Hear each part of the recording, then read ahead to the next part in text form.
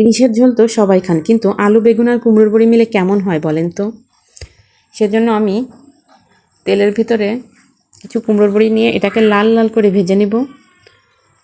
দেন তেলের ভিতরে আগে থেকে কেটে রাখা বেগুন আলু এটাকেও লাল লাল করে ভেজে নিব।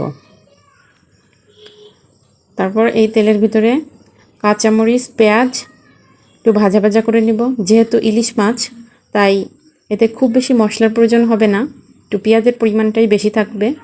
আমি অল্প করে এর ভিতরে একটু রসুন বাটা একটু জিরা বাটা দিয়ে মশলাগুলোকে সুন্দর করে কষিয়ে নিচ্ছি। মশলাগুলো কষানো শেষ হলে ইলিশ মাছগুলো এই মশলার ভিতরে দিয়ে ইলিশ মাছগুলোকে একটু কষিয়ে নিতে হবে। কষানো শেষে ইলিশ মাছের ভিতরে একটু গরম পানি অ্যাড করব। গরম পানি দিয়ে মাছগুলোকে সুন্দর করে জাল করে আগে থেকে ভেজে রাখা কুমড়োর বড়ি বেগুন আলু দিয়ে এটাকে কিছুক্ষণ জাল করে নিব। তো তৈরি হয়ে গেল আমার মজার কুমড়োর বড়ি আলু বেগুন দিয়ে ইলিশ মাছের ঝোল। এই রেসিপিটা কে কে খেয়েছেন, কার কার পছন্দ আমাকে কিন্তু অবশ্যই জানাবেন। ভালো থাকবেন সবাই। Tata, bye bye.